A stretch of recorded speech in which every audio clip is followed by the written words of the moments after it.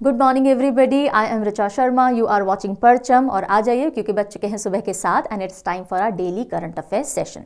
कौन सी तारीख है आज? आज है 12 जनवरी और आज आपका दिन है। Why? Because today is national youth day यानी राष्ट्रीय युवा दिवस। क्या होता है, क्यों मनाया जाता है, अभी देखेंगे। हिंदू कैलेंडर के हिसाब से अगर देखें तो पौष महीने का शुक्ल पक्ष हो चुका है चालू, यानी कि अब चांद बढ़ता हुआ दिखेगा।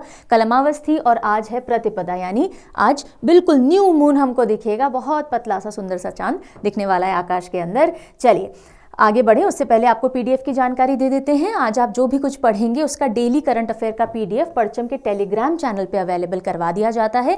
इंग्लिश का हाथों हाथ हो जाता है, हिंदी का 10:30-11 बजे तक होता है। अभी जो हमारी टीम मेंबर हैं उनकी मदर एडमिटेड हैं, इसलिए हिंदी वाला पीडीएफ थोड़ा सा डिले हो रहा है, काइंडली एडजस्ट टू दैट। और जिन बच्चों को टेलीग्राम से लेने में दिक्कत आ रही है तो परचम के ऐप पे फ्री मटेरियल सेक्शन से भी आप इसको अवेल कर सकते हो। वीकली और मंथली करंट अफेयर की जो मैगजीन्स होती हैं, जो कंपाइलेशन होते हैं, वो आपको वेबसाइट पे मिलते हैं parchamclasses.in पे। आप वहां से एक्सेस कर सकते हो। जिन बच्चों के पास में सीए सब्सक्रिप्शन है या पीडीएफ बैंक है तो ये सब कुछ along with daily, weekly, monthly, 6 monthly, yearly CA जो भी कुछ आप प्लेटफॉर्म पे पढ़ोगे उन सब के पीडीएफ आपको यहाँ भी मिल जाते हैं। ये सब कहाँ से लिया जा सकता है? परचम ऐप से लिया जा सकता है। कोई भी जानकारी कोर्सेज सब्सक्रिप्शन के लिए चाहिए हो तो आप मेल कर सकते हो, नहीं तो नंबर पे कॉल और व्हाट्सएप कर सकते हो। टाइमिंग और दिन का थोड़ा सा ध्यान रखा जाएगा। ठीक है जी, चलिए अब शुरुआत किससे करेंगे? कल पूछे गए क्वेश्चन से। तो कल आपसे क्वेश्चन ऑफ द डे पूछा गया था और क्या क्वेश्चन था? Where is Chandubi festival organized? Chandubi festival जो है कहाँ मनाया जाता है? राइट आंसर क्या है? बिल्कुल सही, असम के अंदर ये मनाया गया। और हर न्यू ईयर पे 1 से लेके 5 जनवरी तक ये मनाया जाता है। आज काफ़ी सारी इंपॉर्टेंट खबरें हमें पढ़नी है because prime minister Modi ji की आज महाराष्ट्र यात्रा है। तो वहाँ पे हमारा जो सबसे लंबा ब्रिज है उसको इनॉग्रेट वो करेंगे, जिसको सबसे लंबा आप सी ब्रिज भी कह सकते हो। उसके अलावा कुछ और प्रोजेक्ट्स हैं जो वहाँ इनिशिएट किए जाएंगे। ग्रैंड स्लैम का नया सीजन शुरू हो रहा है तो उससे रिलेटेड देखेंगे। टॉप सीडेड प्लेयर्स, स्वच्छ भारत सर्वेक्षण हुआ है उससे जुड़ी हुई रैंकिंग्स देखेंगे। So lot many important news are there. एक बहुत प्रोमिनेंट हिंदुस्तानी वोकलिस्ट हैं जिनका निधन हुआ है, उनसे जुड़ा हुआ सारा उनका बायोग्राफी देखेंगे। सो चलिए काफ़ी कुछ इंपॉर्टेंट न्यूज़ हमें आज कवर करनी है। शुरुआत करेंगे जो मैंने आपको कहा था नेशनल यूथ डे से, यानी राष्ट्रीय युवा दिवस। कब मनाया जाता है? 12 जनवरी को मनाया जाता है। कौन दिख रहे हैं ये? स्वामी विवेकानंद जी। तो ये अपनी युवा अवस्था में यानी अपनी यूथ में इन्होंने काफ़ी परचम लहराया था, राइट। तो इन्हीं की बर्थ एनिवर्सरी को हम नेशनल यूथ डे की तरह मनाते हैं। और इनका एक बहुत पॉपुलर कोट है, arise awake and stop not till the goal is reached, right. तो चलिए 12 जनवरी national youth day, birth anniversary Swami Vivekananda ji की। गवर्नमेंट ऑफ इंडिया ने ऑफिशियली नेशनल यूथ डे 1984 में डिक्लेयर किया और 1985 से हम पहला नेशनल यूथ डे मनाते आ रहे हैं। कल वाले वीडियो में एक छोटा सा करेक्शन मैं बता देती हूँ, बड़ा करेक्शन बोलूँगी मैं, छोटा नहीं। हम लाल बहादुर शास्त्री जी के बारे में पढ़ रहे थे और मैंने ये बता दिया कि राजघाट उनका मेमोरियल है, जबकि राजघाट नहीं है, विजय घाट उनका मेमोरियल है। ठीक है, इस बात को ध्यान रखिएगा, गलती से भी एग्जाम में गलती नहीं कीजिएगा, राइट। चलिए अब फटाफट से कुछ प्रीवियस इंपॉर्टेंट डेज को रिवाइज कर लेते हैं जो भी जनवरी में रहे हैं। 1 जनवरी को कौन सा इंपॉर्टेंट डे आता है? DRDO डे, यानी defence research and development organisation. 4 जनवरी को क्या पढ़ा था? ब्रेल डे हमने पढ़ा था, है ना, ये सब पढ़ चुके हैं। 9 जनवरी को प्रवासी भारतीय दिवस या NRI डे भी जिसे हम कहते हैं। 10 जनवरी को हमने क्या पढ़ा था? सोचिए जल्दी से। वर्ल्ड हिंदी डे हमने पढ़ा था, है ना, ठीक है। और कल हमने लाल बहादुर शास्त्री जी की बर्थ एनिवर्सरी के बारे में, डेथ एनिवर्सरी के बारे में बात की थी। लाल बहादुर शास्त्री जी से रिलेटेड बहुत गड़बड़ी हो रही है, डेथ एनिवर्सरी थी लाल बहादुर शास्त्री जी की कल। ओके, अब क्योंकि हमने नेशनल यूथ डे की बात की है, स्वामी विवेकानंद जी के जीवन से जुड़ी हुई जो भी इंपॉर्टेंट फैक्ट्स हैं जो एग्जाम में पूछे जा सकते हैं, फटाफट उनको देख लेंगे। जन्म स्वामी विवेकानंद जी का किस नाम से हुआ था? बचपन में उनका क्या नाम था? नरेंद्र नाथ दत्त, ये इनका ओरिजिनल नेम था। कलकत्ता में इनका जन्म 12 जनवरी 1863 में हुआ था और ये रामकृष्ण परमहंस जी के बहुत पक्के डिसाइपल यानी कि फॉलोअर रहे और इन्होंने बेलूर मठ की स्थापना की 1897 में, राइट। कई जगह आपको ये जो डेट है अलग देखने को मिल सकती है, लेकिन अगर आप ऑफिशियल वेबसाइट पर जाएंगे 1897 ही देखने को मिलेगा। और जनवरी 1897 में इन्होंने हुगली नदी के किनारे वेस्ट बैंक पे बेलूर मठ की स्थापना की और इन्होंने रामकृष्ण मिशन भी 1 मई 1897 में शुरू किया, जिसका हेडक्वार्टर बेलूर मठ से ही होता है। राइट। और कुछ इंपॉर्टेंट बुक अगर हम स्वामी विवेकानंद जी की देखें तो राजयोग, कर्म योग, ज्ञान योग, भक्ति योग, तो योग आपको स्वामी विवेकानंद जी की हर किताब के अंदर प्रोमिनेंटली देखने को मिलेगा, सारी पॉपुलर राइटिंग्स के अंदर। ठीक है, चलिए अगली न्यूज़ की तरफ बढ़ते हैं। अब कुछ अपॉइंटमेंट देखते हैं। एक इंपॉर्टेंट अपॉइंटमेंट अनाउंस हुआ है, पोजीशन तो वो लेटर ऑन लेंगे, पर फिक्स हो गया है कि ये इस पोजीशन पे जाने वाले हैं। किन की बात हम कर रहे हैं? सेंथिल पांडियन सी, सेंथिल पांडियन सी जी के बारे में हम बात कर रहे हैं। He is to be India's next ambassador to WTO, world trade organisation, जो जेनेवा में हेडक्वार्टर्ड है। वहाँ पे अगले इंडियन एम्बेसडर के रूप में कौन अपनी जगह लेंगे? सेंथिल पांडियन सी लेंगे। और अभी नहीं, ये अप्रैल से 1 अप्रैल से अपना काम शुरू करेंगे, बिकॉज अभी जो इस पोजीशन पे हैं ब्रजेंद्र नवनीत जी, उनका कार्यकाल 31 मार्च 2024 को खत्म होने वाला है। ठीक है, अब देखिए जब कभी भी अपॉइंटमेंट याद करने हो ना, छोटे छोटे निमोनिक लगा लिया कीजिए। मुझ पे डिपेंडेंट नहीं रहना है, कोई भी फैकल्टी है उनके ऊपर डिपेंडेंट नहीं रहना है, थोड़ी सी दिमाग लगाओ। World trade organisation, Senthil Pandian, Senthil या पांडियन से कोई चीज़ याद आती है? सेंथिल से सिंथॉल साबुन आता है, याद हो सकता है। पांडियन से पांडा आ सकता है, तो पांडा का ट्रेड हो रहा है या सिंथॉल सोप का ट्रेड हो रहा है, ऐसा कुछ एसोसिएशन बना करके आप अपने निमोनिक्स खुद क्रिएट करोगे। ठीक है, अगर सीधे याद नहीं होता है, सीधे हो जाता है तो बात ही खत्म करिए, आगे बढ़ेंगे। वर्ल्ड ट्रेड ऑर्गेनाइजेशन क्या है, जल्दी से देखते हैं। तो WTO जो है वो अकेली इंटरनेशनल ऑर्गेनाइजेशन है ग्लोबल लेवल पे, जो कि ट्रेड, जो भी देशों के बीच में आयात निर्यात होगा, ट्रेड होगी, उसके रूल्स सेट करती है, रेगुलेशंस बनाती है, राइट। और ये इंश्योर करती है जो ट्रेड हो रही है वो स्मूथली हो, एफिशिएंटली हो, जितना बिना रुकावटों के हो उतना अच्छा है, उसके लिए वर्ल्ड ट्रेड ऑर्गेनाइजेशन काम करती है। कब बनी थी? 1 जनवरी 1995 को बनी थी। हेडक्वार्टर्ड कहाँ है? जिनेवा, स्विट्जरलैंड में है। कितने मेंबर कंट्रीज हैं? 164 मेंबर कंट्रीज हैं, जो कि पूरी दुनिया में जितनी भी ट्रेड होती है ना, 98% देश इसका हिस्सा है। और इसके हेड कौन है? अभी डायरेक्टर जनरल कौन है? एंगोजी ओकोंजो इविएला। ठीक है, चलिए आगे बढ़ेंगे। अब जो न्यूज़ है वही मैं आपको बता रही थी। एक बहुत प्रोमिनेंट हस्ती हैं, वोकलिस्ट थे हिंदुस्तानी क्लासिकल म्यूजिक का, जो अब हमारे बीच नहीं रहे। इनको आप पहचानते हैं? नहीं पहचानते तो नाम शायद ज़रूर आप रिकलेक्ट कर पाओगे, पर्टिकुलरली अगर म्यूज़िक में थोड़ा बहुत इंटरेस्ट है। ये हैं उस्ताद राशिद खान साहब। उस्ताद राशिद खान जी अब नहीं रहे, इनका निधन हो गया एट द एज ऑफ 55। ये हिंदुस्तानी क्लासिकल वोकलिस्ट थे, यानी सिंगर थे। और इनका जो रिलेशन था वो बहुत ही पॉपुलर एक घराने से रहा था। उस घराने का नाम सबसे पहले आप देख लीजिए, रामपुर सहसवान घराना। रामपुर घराना भी आपने सुना होगा, अगर आपने घराने वगैरह पहले कभी पढ़े हैं स्टैटिक के एंगल से, आर्ट एंड कल्चर में नहीं पढ़े तो अब ध्यान कर लीजिए। रामपुर सहसवान घराना से ये बिलोंग करते थे। इनका जन्म बदायूं उत्तर प्रदेश में हुआ, और ये ग्रेट ग्रैंडसन यानी कि पड़पोते, ग्रेट ग्रैंडसन थे उस्ताद इनायत हुसैन खान जी के, जो कि फाउंडर थे रामपुर सहसवान घराना के। सो सीधे एक पॉपुलर घराने के ही पुश्तैनी, या पुश्तैनी बोले या उसी की प्रोजेनी, उन्हीं के वारिस के रूप में ये आगे बढ़ा रहे थे उस घराने को। और साथ ही साथ ये बहादुर हुसैन खान जी के डिसाइपल यानी शागिर्द थे, फॉलोअर थे, स्टूडेंट थे, जो कि मियाँ तानसेन जी की डायरेक्ट डिसेंट थे। मियाँ तानसेन जी के घराने से संबंध रखते थे बहादुर हुसैन खान जी, और उन्हीं के शागिर्द उस्ताद राशिद खान जी थे। और इनके जो परदादा थे वो खुद फाउंडर थे रामपुर सहसवान घराना के। ठीक है, सो ये इतनी बात हो गई। उसके बाद रामपुर सहसवान गायकी जो है वो बहुत क्लोजली एसोसिएटेड एक और घराने से, और उसको हम कहते हैं ग्वालियर घराना। तो थोड़ी बहुत मिलती जुलती सी वहाँ से है। इनके अवार्ड्स के बारे में बात करें तो काफ़ी सारे अवार्ड्स इनको मिले हैं। पॉपुलर वंस कौन से हैं? पद्मश्री 2006 में, संगीत नाटक अकादमी पुरस्कार 2007 में, और रिसेंट मोस्ट पद्म भूषण 2022 में। यहाँ से कोई ना कोई क्वेश्चन बनने के बहुत स्ट्रॉन्ग आसार हैं, और दो तरह के क्वेश्चन प्रोमिनेंटली आप देख सकते हो। उस्ताद राशिद खान साहब कौन से घराने से बिलोंग करते थे? इनको पद्म भूषण कौन से साल में मिला था? ये भी पूछा जा सकता है कि ये कौन थे, वोकलिस्ट थे या कौन थे? तो वोकलिस्ट थे, सिंगर थे। ठीक है, ध्यान रहेगा। आगे बढ़ेंगे।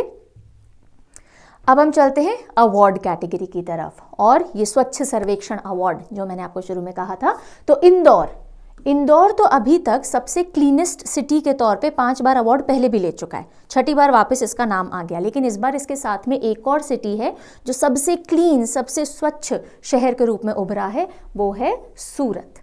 सो इंदौर और सूरत क्लीनेस्ट सिटीज के तौर पे सामने आए हैं इन स्वच्छ सर्वेक्षण अवार्ड्स 2023 जो कि दिए गए 2024 के अंदर। यहां तक बात समझ में आ गई? ओके। कौन सी मिनिस्ट्री है जो इनको कंडक्ट करवाती है? Ministry of housing and urban affairs. जल्दी से मिनिस्टर का नाम लिखो, कौन लीड करते हैं इस मिनिस्ट्री को? Right down in the comment section. Okay. जो प्रेसिडेंट ऑफ इंडिया हैं द्रौपदी मुर्मू जी, इन्होंने अवार्ड्स हैंड ओवर किए और कहाँ पे? भारत मंडपम नई दिल्ली के अंदर। अब जो भी विनर्स हैं उनको फटाफट से हम देख लेंगे, ठीक है। सारी कैटेगरी इंपॉर्टेंट है जो भी लिखी गई है यहाँ पे। सबसे पहले all India clean city rank.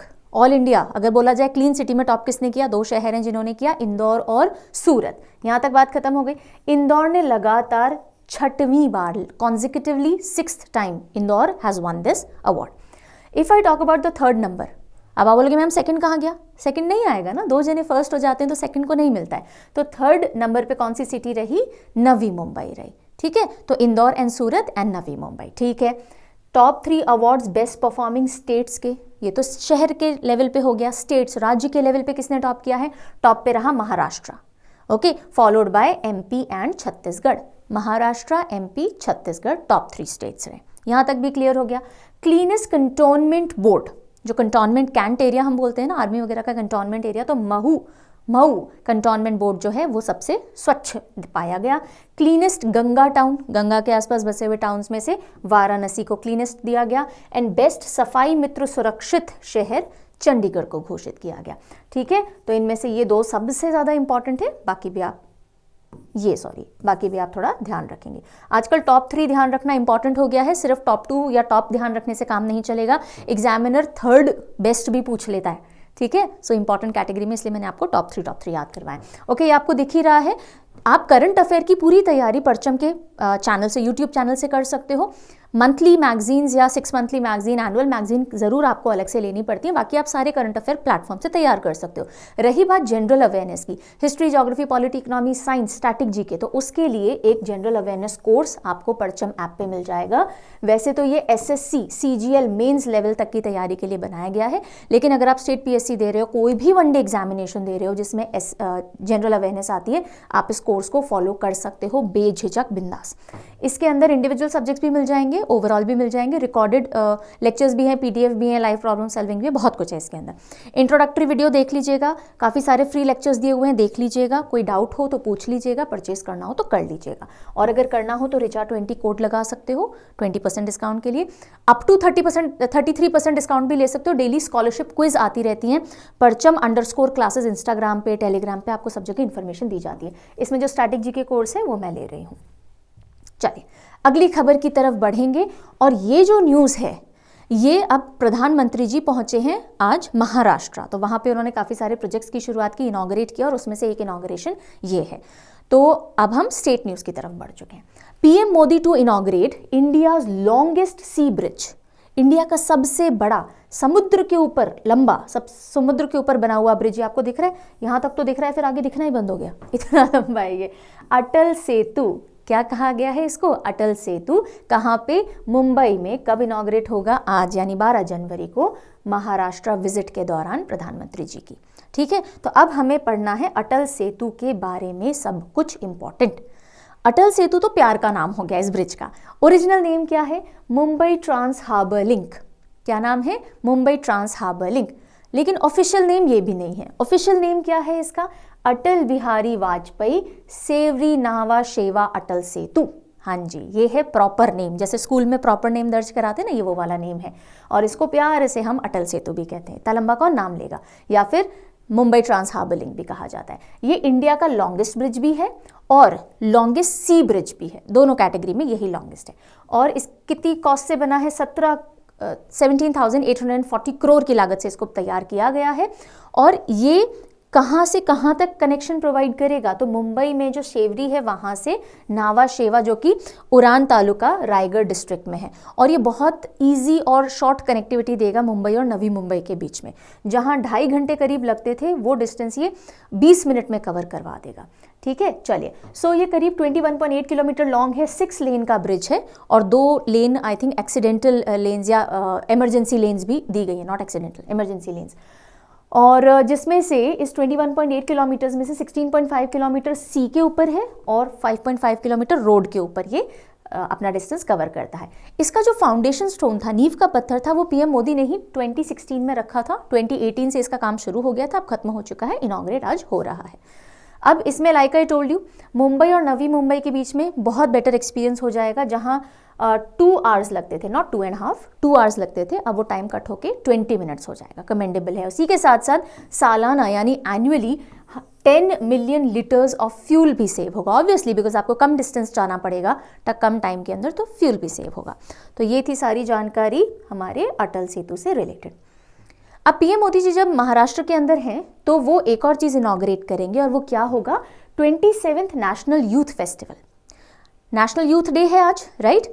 और आज ही के दिन 27th edition of national youth festival यानी 27वां राष्ट्रीय युवा महोत्सव भी उद्घाटित किया जाएगा। कहाँ पे? महाराष्ट्र में नासिक के अंदर। तो ये ध्यान रखेंगे, 27th नेशनल यूथ फेस्टिवल कहाँ इनॉग्रेट हुआ? नासिक के अंदर हुआ। ठीक है, और इसकी थीम क्या रही? बहुत इंपॉर्टेंट जी, थीम।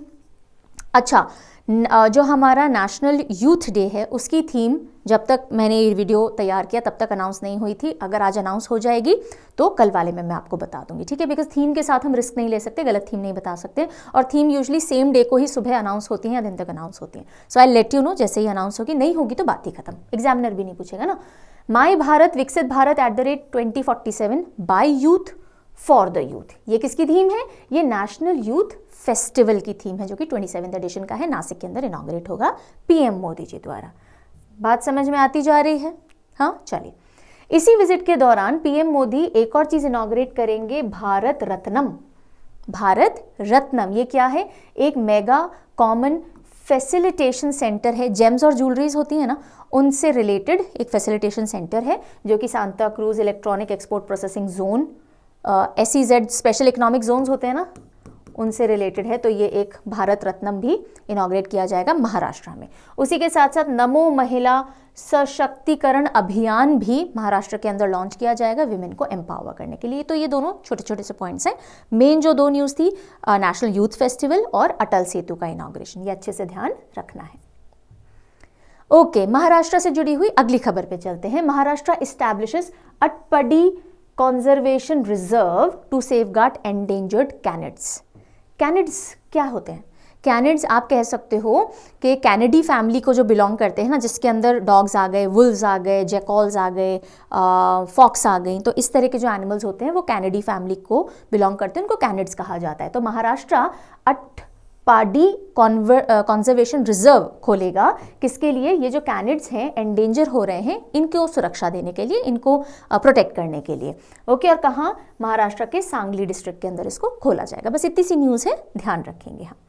ओके, अगली न्यूज़ उत्तर प्रदेश से आ रही है। Uttar Pradesh to have 5 more airports. Uttar Pradesh में 5 नए एयरपोर्ट्स खोले जाएंगे एक ही महीने के अंदर, ऐसा हमारे सिविल एविएशन मिनिस्टर जी ने अनाउंस किया है। और वो कौन है? ज्योतिरादित्य सिंधिया जी। तो वो जो 5 नए एयरपोर्ट खोले जाने हैं, उसके बाद उत्तर प्रदेश में टोटल एयरपोर्ट्स कितने हो जाएंगे? 19 हो जाएंगे। वो 5 एयरपोर्ट्स कौन से होंगे? आजमगढ़, अलीगढ़, मुरादाबाद, चित्रकूट और श्रावस्ती के अंदर होंगे। और कुछ ही समय पहले Maharshi Valmiki international airport PM Modi ji द्वारा उद्घाटित या इनॉग्रेट किया गया था 30 दिसंबर को। और इसको पहले अयोध्या इंटरनेशनल एयरपोर्ट कहते थे, इसका नाम चेंज होकर महर्षि वाल्मीकि इंटरनेशनल एयरपोर्ट हुआ। अभी इसमें भी एक्सपेंशन के फेजेस पे काम चल रहा है, पूरी तरह से तैयार नहीं है ये, अभी फर्दर एक्सपेंशन वगैरह के काम चलेंगे, पर साथ ही साथ 5 नए एयरपोर्ट का अनाउंसमेंट हो चुका है। Got it? ऑलराइट। अब हम कहाँ जा रहे हैं? अब हम जा रहे हैं यूपी से MP, उज्जैन की तरफ। सो उज्जैन में Prasadam, India's first hygienic food street चालू की गई है, इनॉग्रेट की गई है। सो भारत की पहली healthy food street, right, healthy या हाइजीनिक फूड स्ट्रीट जिसका नाम प्रसादम है, कहाँ इनॉग्रेट की गई? मध्य प्रदेश में उज्जैन के अंदर इनॉग्रेट की गई। और जो हमारे हेल्थ मिनिस्टर हैं डॉक्टर मनसुख मंडाविया जी, उन्होंने इसको इनॉग्रेट किया है। भारत की पहली healthy and hygienic food street है ये, उज्जैन मध्य प्रदेश के अंदर, महाकाल जी के आसपास वाले इलाके के अंदर।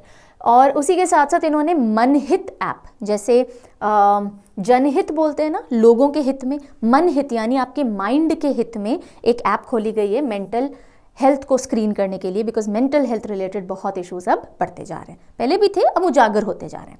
और साथ ही साथ द डार्ट बुक SSAI ने इशू की है या इनॉग्रेट की है या रिलीज़ की है, ताकि घर पे ही जो अडल्ट्रेशन होते हैं ना, खाने में मिक्सिंग वगैरह हो जाती है, उसका पता लगाया जा सके। उसके लिए द डार्ट बुक लॉन्च की गई है, मन हित ऐप लॉन्च की गई है, और प्रसादम जो कि भारत की पहली हेल्दी और हाइजीनिक फूड स्ट्रीट है, उज्जैन MP में इनॉग्रेट की गई है। ओके, अब चलते हैं MP से छत्तीसगढ़ की तरफ। Chhattisgarh announces introduction of Shri Ramlala Darshan scheme. एक स्कीम अनाउंस की गई है, पिलग्रिमेज से रिलेटेड यानी तीर्थ से रिलेटेड ये स्कीम है। कौन से राज्य ने या स्टेट ने अनाउंस की है? छत्तीसगढ़ ने अनाउंस की है। छत्तीसगढ़ दिख जाता है मैप के ऊपर, वो इस तरह से एक लॉन्ग सा है ना, प्रॉपर शेप नहीं बनाया मैंने, पर आपको दिख जाएगा मध्य प्रदेश के पास में, right. So Chhattisgarh announces introduction of Shri Ramlala Darshan scheme. नाम से कुछ समझ में आ रहा है? छत्तीसगढ़ से लोगों को अयोध्या भेजा जाएगा रामलला के दर्शन करने के लिए, ठीक है। अब क्या है वो देखते हैं। अप्रॉक्सीमेटली 20,000 पिलग्रिम्स यानी 20,000 श्रद्धालु हर साल अयोध्या भेजे जाएंगे, और इसका खर्चा सरकार उठाएगी, छत्तीसगढ़ गवर्नमेंट, राइट। और किस एज ग्रुप के लोगों को दर्शन के लिए भेजा जाएगा, चूज किया जाएगा? 18 to 75 एज ग्रुप को। लेकिन जो पहला चरण अभी स्टार्ट किया जाएगा, उसमें 55 से ऊपर के एज वाले व्यक्तियों को भेजा जाएगा। इसके लिए एक मेमोरेंडम ऑफ अंडरस्टैंडिंग यानी समझौता ज्ञापन भी साइन किया जाएगा IRCTC के साथ में, ताकि लोगों को भेजा जा सके अयोध्या दर्शन करने के लिए, ठीक है। तो ध्यान रखिएगा, श्री रामलला दर्शन स्कीम कौन से स्टेट से जुड़ी हुई है? छत्तीसगढ़ से जुड़ी हुई है।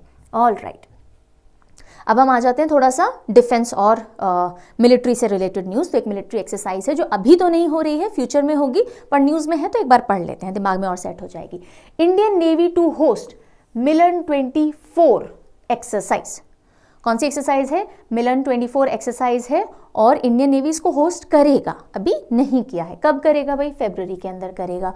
कहाँ करेगा? विशाखापट्टनम में करेगा, ठीक है। सो विशाखापट्टनम के अंदर इंडियन नेवी एक मल्टीलेटरल एक्सरसाइज, जिसमें बहुत सारे देश शामिल होते हैं, मल्टीनेशनल या मल्टीलेटरल एक्सरसाइज होस्ट करने वाला है। और उसमें हार्बर फेस, सी फेस दोनों होंगे, यानी लैंड और पानी दोनों में एक्सरसाइज होगी। और सबसे पहले इस एक्सरसाइज को 1995 में हमने शुरू किया था। तो मिलन 24 किसकी एक्सरसाइज है? इंडियन नेवी की है, फरवरी के अंदर विशाखापट्टनम में होस्ट होगी। अब जो भी बाकी जानकारी है हम तब पढ़ेंगे जब ये एक्सरसाइज होगी। अगली न्यूज देखते हैं। India unveils new indigenous assault rifle उग्रम।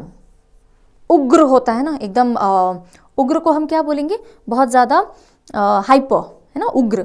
सो उसी से उग्रम याद रखिएगा। हाइपर राइफल है ये, बहुत ज़्यादा शूटिंग करेगी। So India unveils new indigenous यानी इंडिया में ही बनाई हुई असॉल्ट राइफल, इसका नाम क्या है? उग्रम है। किसने बनाई है? DRDO ने बनाई है, defence research and development organisation ने। सो किसने डेवलप की है उग्रम? DRDO ने की है, और 7.62 mm कैलिबर की है, और ये एक स्टैंडर्ड वेपन की तरह दी जाएगी हमारे इंडियन आर्म्ड फोर्सेस को।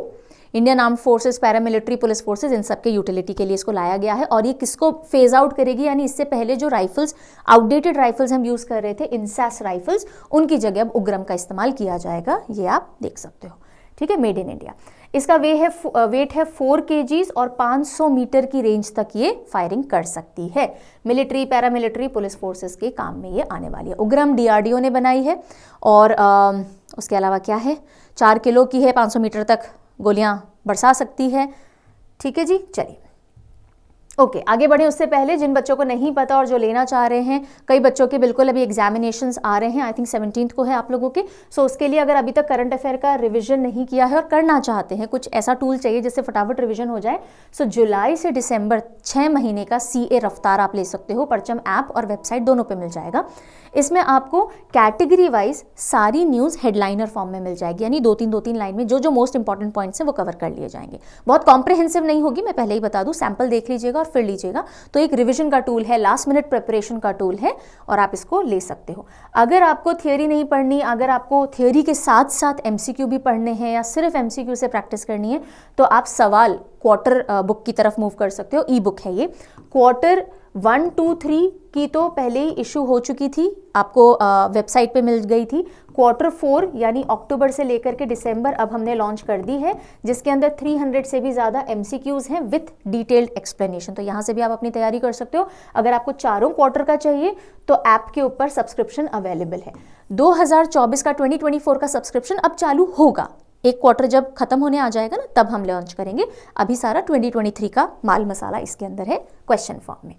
ठीक है जी, चलिए अब हम बढ़ेंगे कुछ नेशनल कैटेगरी ऑफ न्यूज़ की तरफ। पहली खबर देखते हैं क्या आ रही है। पैसा dashboard and PM Svanidhi portal launched. तो जो पीएम स्वनिधि पोर्टल है वो लॉन्च किया गया है और पैसा डैशबोर्ड भी रिन्यू करके लॉन्च किया गया है। क्या है पैसा डैशबोर्ड, पहले तो ये देखते हैं। इसके अंदर जो पीएम स्वनिधि मिशन है, क्या होता है पीएम स्वनिधि मिशन पता है? जितने भी छोटे छोटे वेंडर्स होते हैं जो ठेला लगा रहे हैं, रोड साइड स्टॉल्स वगैरह लगाते हैं, उनको इजी लोन्स फैसिलिटी प्रोवाइड करने के लिए पीएम स्वनिधि मिशन या स्कीम चालू की गई थी कोविड के बाद, बिकॉज इनको सबसे ज़्यादा इम्पैक्ट पड़ा था, है ना। इनको कोई लोन भी नहीं देता, इनके पास इतनी जमा पूंजी भी नहीं होती है, तो ये स्कीम लाई गई थी, आपको सॉफ्ट लोन्स ईजी किश्तों पर दरों पर मिल जाएंगे। और उसी के तहत पैसा डैशबोर्ड इशू किया गया, चालू किया गया है, जिससे रियल टाइम अपडेट्स आप अपने जो एप्लीकेशन आपने लगाई है लोन की वेंडर्स ने कि भाई लोन एप्लीकेशन लग गई, रीइंबर्स हो गया क्या, हमने कितना रीपे कर दिया, कितना बचा, ये सारी जानकारी वो कहाँ से ले सकता है? पैसा डैशबोर्ड से ले सकता है। फिर पीएम स्वनिधि मिशन की मॉनिटरिंग पोर्टल भी लॉन्च की गई है, जिससे ये पता लगाया जा सकता है कि भाई नेशन वाइड कितने लोगों तक इसका बेनिफिट पहुंचा है, नहीं पहुंचा है। तो ये तो एक तरह से गवर्नमेंट के डेटा के लिए हो गई और ये जो वेंडर्स हैं उनके काम की चीज़ हो गई। समझ में आ गई? तो पैसा डैशबोर्ड और पीएम स्वनिधि पोर्टल लॉन्च किया गया है। Obviously like I was telling you, क्या है ये? तो पीएम स्वनिधि का फुल फॉर्म देखो, PM street vendors Atmanirbhar Nidhi, निधि यानी पैसा होता है। सो इसको ministry of housing and urban affairs ने लॉन्च किया था। यहाँ पे कई बच्चे गलती करते हैं, वो सोचते हैं फाइनेंस मिनिस्ट्री की स्कीम है। Ministry of housing and urban affairs के अंडर में ये स्कीम लॉन्च की गई थी 1 जून 2020 में, और इसके तहत माइक्रो क्रेडिट फैसिलिटी यानी छोटे छोटे लोन्स वगैरह दिए जाते हैं अफोर्डेबल रेट्स वगैरह पे वेंडर्स को, स्ट्रीट वेंडर्स को, जो रोड साइड सारे अपने काम करते हैं। ओके, अगली न्यूज देखिएगा। PM Modi will inaugurate BAPS Hindu temple in Abu Dhabi UAE on 14 फरवरी। ठीक है, तो 14 फरवरी वैलेंटाइंस डे को पीएम मोदी जी जाएंगे UAE अबू धाबी। क्यों? क्योंकि इनॉग्रेट करेंगे एक हिंदू टेम्पल। उस टेम्पल का नाम क्या है? Swami Narayan temple of BAPS के अंडर में ये आता है। BAPS क्या है? तो आप ये देखेंगे, बोचासनवासी श्री अक्षर पुरुषोत्तम स्वामी नारायण संस्था। तो इसके अंडर में स्वामी नारायण मंदिर खोला जा रहा है UAE अबू धाबी के अंदर, और उसके लिए पीएम मोदी जी के पास में न्योता आया, उन्होंने कबूल कर लिया, वो जाकर के अब इसका इनॉग्रेशन करेंगे। इतनी न्यूज़ तो समझ में आई कि भाई the Swami Narayan temple of BAPS कहाँ इनॉग्रेट किया जाएगा? अबू धाबी UAE के अंदर, नंबर 1। ओके, दूसरी पॉइंट, इसके लिए अहलान मोदी इवेंट रखा जा रहा है। अहलान मोदी, जैसे हाउडी मोदी रखा गया था पहले, राइट? सो इसी तरह से अहलान मोदी है, जिसका मतलब हलो मोदी होता है। और वहाँ का जो UAE के अंदर जो पूरा डायस्पोरा है, इंडियन डायस्पोरा यानी इंडिया से गए हुए जो लोग हैं, जो पूरे बसे हुए हैं, वो लोग एक पूरी गैदरिंग कर रहे हैं अबू धाबी में, जिसका नाम है अहलान मोदी, हलो मोदी, राइट? और इसी के साथ साथ थोड़े फैक्ट्स देख लीजिए कि UN की इंटरनेशनल माइग्रेशन 2020 की रिपोर्ट के हिसाब से UAE में सबसे ज़्यादा इंडियन डायस्पोरा पॉपुलेशन पाई जाती है, यानी रहती है 3.5 मिलियन। इतना तो USA या सऊदी वगैरह में भी नहीं है। तो UAE के अंदर सबसे ज़्यादा इंडियन डायस्पोरा पॉपुलेशन रहती है। और UAE से हमारे रिलेशंस कितने स्ट्रांग हैं, इंटरनेशनल रिलेशन, वो आप थोड़े देख सकते हो। Trade relations, 4th largest investor है इंडिया में UAE। उसी के साथ साथ it is the 3rd largest trading partner also. Okay, और इसी के साथ साथ देखिएगा कि यहाँ पे इंडिया के अंदर वाइब्रेंट गुजरात समिट हो रहा था, हमने न्यूज़ में 2-3 दिन पढ़ा है। और वहीं UAE और इंडिया में बिजनेस समिट हो रहा था, जिसकी थीम थी 2 नेशंस 1 विजन। तो काफ़ी स्ट्रॉन्ग बायलेटरल टाइज हमारे UAE के साथ में है। अब हम चलते हैं थोड़ा सा स्पोर्ट्स की दुनिया की तरफ। India wins it first gold medal at Zagreb open 2024। Zagreb open 2024, Zagreb open किससे रिलेटेड है? रेसलिंग से रिलेटेड, कुश्ती से रिलेटेड है ये, ठीक है। और इसके अंदर हम हमारा पहला गोल्ड लेकर के आए। हमारे लिए किसने जीता है? ये अमन सहरावत जी ने जीता है गोल्ड मेडल 57 kg कैटेगरी के अंदर। कहाँ हुआ ये जाग्रेब? क्रोएशिया के अंदर हुआ, ठीक है। और हमने चाइना को हराया है। देन जोकोविच एंड श्वेतिक गेट्स नंबर 1 सीडिंग्स। जोकोविच और श्वेतिक जो हैं मेंस में और विमेंस में नंबर 1 रैंकिंग के साथ में इस बार का पूरा ग्रैंड स्लैम जो सीजन है उसकी शुरुआत करने वाले हैं।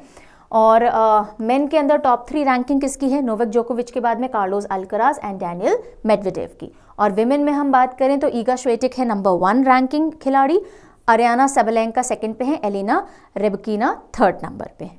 तो ये टॉप 3 हमने खिलाड़ी देख लिए हैं। अब क्योंकि हम बोल रहे हैं कुछ, मैंने आपको ग्रैंड स्लैम वर्ड यूज़ किया ना, तो पूरे साल में 4 ग्रैंड स्लैम इंडिविजुअल इवेंट्स होते हैं। कौन कौन से होते हैं? सबसे पहले ऑस्ट्रेलियन ओपन, फिर फ्रेंच, फिर विंबलडन और फिर यूएस ओपन, इसी क्रम में ये होते हैं। जो चारों जीत जाता है उसको ग्रैंड स्लैम विनर कहते हैं, जो एक एक जीतता जाता है उसको ग्रैंड स्लैम टाइटल या ग्रैंड स्लैम इवेंट विनर कहा जाता है। ऑस्ट्रेलियन ओपन जनवरी के अंदर होता है और अब ये स्टार्ट होगा, और इसीलिए टॉप सीडेड रैंक हमने देखा, नोवाक जोकोविच और ईगा श्वेटिक। फिर मई और जून के अंदर फ्रेंच ओपन होता है, लेट जून अर्ली जुलाई में विंबलडन होता है, लेट अगस्त और अर्ली सितंबर में यूएस ओपन होता है। इसके अलावा भी काफ़ी सारे इवेंट्स होते हैं, पर ग्रैंड स्लैम्स के अंदर ये आते हैं। ठीक है, अगली न्यूज़ पे बढ़ते हैं। अब हम देखेंगे नासा से रिलेटेड, आर्टेमिस मिशन से रिलेटेड न्यूज़। अच्छा, अभी ना शूटिंग के ओलंपिक क्वालिफायर्स भी चल रहे हैं, पर अभी मैं उसकी न्यूज़ कवर नहीं करवा रही हूँ बिकॉज अभी मिड स्टेज पे हैं। 18 जनवरी तक आई थिंक वो सारे फाइनल हो जाएंगे, तो हमें प्रॉपर मेडल टैली समझ में आ जाएगा, तब हम उस न्यूज़ को कवर करेंगे। बिकॉज अभी हर दिन उसमें कुछ ना कुछ डेवलपमेंट है, बार बार अधूरी न्यूज़ पढ़ने से कोई मतलब नहीं है। ठीक है, चलिए। NASA postpones Artemis moon missions. Artemis moon missions जो नासा करने वाला था 2 और 3, उसको पोस्टपोन कर दिया है। आर्टेमिस मिशन के तहत क्या कर रहा था नासा? अमेरिका कोशिश कर रहा था चांद के ऊपर हम एस्ट्रोनॉट्स को भेज सकें, और इस बार पहली बार महिला को और पर्सन ऑफ कलर को भी चांद पे भेजे जाने की बात चल रही थी, लेकिन अब इन मिशंस को थोड़ा पोस्टपोन कर दिया गया, वो हम देख लेते हैं। तो आर्टेमिस 3 मिशन, जिसके तहत 4 एस्ट्रोनॉट्स मून पे उतरने वाले थे, लैंड करने वाले थे नियर द साउथ पोल, उसको डिले कर दिया गया है 1 साल से, और ये भी सितंबर 2026 में होगा। राइट। आर्टेमिस 2 मिशन जो था, जिसमें 10 दिन तक एक जो क्रू होगा वो जाएगा और मून तक जाके और वापस सेफ आने तक का ये पूरा मिशन था। तो लाइफ सपोर्ट सिस्टम्स वगैरह को टेस्ट करने के लिए इसको भी सितंबर 2025 के लिए पुश कर दिया गया है। ठीक है, और इससे पहले आर्टेमिस 1 लॉन्च हो चुका था सक्सेसफुली। 16 नवंबर 2022 को ओरियन स्पेसक्राफ्ट गया था, स्पेस लॉन्च सिस्टम रॉकेट या लॉन्च व्हीकल से उसको लॉन्च किया गया था, और इसका मेन काम था कि चांद के अराउंड एक ऑर्बिट वगैरह में चक्कर लगा करके वापस आना। तो आर्टेमिस 1 हो चुका था, 2 और 3 हो गए हैं पोस्टपोन। ठीक है, चलिए, इतनी सी खबर थी, आगे बढ़ते हैं। फाइनली ये फाइनल न्यूज़ है, इसके बाद हम रिविजन क्वेश्चंस करेंगे। तो न्यूज़ क्या बोलती है? इंटरनेशनल लेबर ऑर्गेनाइजेशन जो है उसकी रिपोर्ट के मुताबिक world employment and social outlook, ये रिपोर्ट के मुताबिक नहीं, ये रिपोर्ट का नाम है world employment and social outlook trends 2024। ILO ने एक रिपोर्ट इशू की है जिसका टाइटल है world employment and social outlook trends. तो एम्प्लॉयमेंट किस तरह का रहेगा, सोशल आउटलुक यानी जो अमीर गरीब के बीच का डिफरेंस है वो कम होगा नहीं होगा, इससे रिलेटेड एक रिपोर्ट निकाली गई। ठीक है, उसके जो फाइंडिंग सामने आए हैं वो ये क्या है कि वर्ल्ड वाइड जॉबलेसनेस जो है, बेरोजगारी जो है, वो इंक्रीज होगी 2024 में। राइट। इसमें इन्होंने क्लियर किया है कि जो इनफॉर्मल जॉब्स होते हैं ना, वो नहीं कम होंगे, लेकिन जो प्रॉपर जॉब्स होते हैं जिनके बेसिस पे आपकी इकोनॉमी बूस्ट होती है, उनके अंदर कमी देखी जाएगी।